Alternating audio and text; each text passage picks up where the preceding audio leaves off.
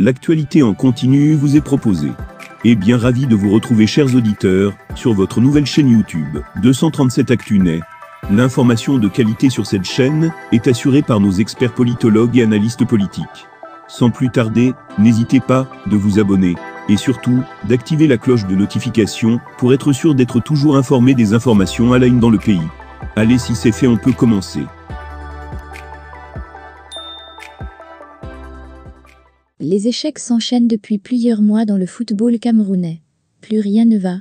Champion en titre, le Cameroun ne dépassera pas non plus les phases de groupe de la Coupe d'Afrique des Nations des moins de 17 ans, qu'en U17, car le 07 mai 2023, les Lionceaux ont été éliminés de la compétition, battus par le Burkina Faso, 2-1 point après chaque défaite. Les yeux s'orientent vers le président de la FECAFOOT, Samuel Eto'o, qui est désigné comme le principal responsable, ou encore le coach. À peine les U17 sont éliminés de la CAN, le président de la fédération est la bête à abattre, le coach doit être guillotiné, les joueurs sont trop vieux, et on proclame même que les meilleurs ont été laissés au quartier.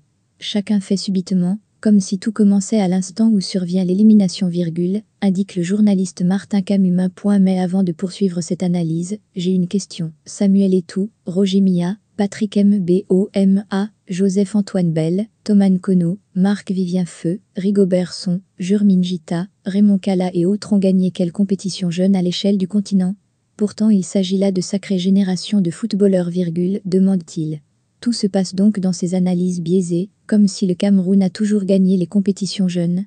La dernière fois que le Cameroun a gagné la CAN U20, c'était en 1995. En 14 éditions de la CAN U17, le Cameroun a gagné 2 fois en 2003 et 2019. Et depuis 2011, on attend toujours de voir le Cameroun inscrire son nom au tableau de la CAN U23. En vérité, le Cameroun n'a eu que très souvent des éclairs à l'échelle africaine en compétition jeune, mais jamais la régularité. Qu'est-ce qui fait donc problème, poursuit-il. Le journaliste sportif, dans son analyse, évoque un sujet de plus en plus récurrent dans le football camerounais, la fraude sur l'âge. Nous les parts qui voulons tuer les coachs et autres depuis hier, sommes les mêmes qui charcutons les âges de nos enfants. Le problème de la gestion de l'état civil, qui n'est pas propre au football, est donc un autre goulot d'étranglement.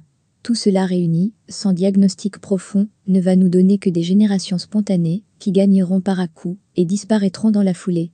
Trouvez-vous logique que 3 ans après le sacre des U17, pas un seul joueur de cette cuvée ne soit un prétendant sérieux pour une place de titulaire dans la sélection senior, ou même U23 à 2 ou 3 exceptions près? Non, coupe Camumin.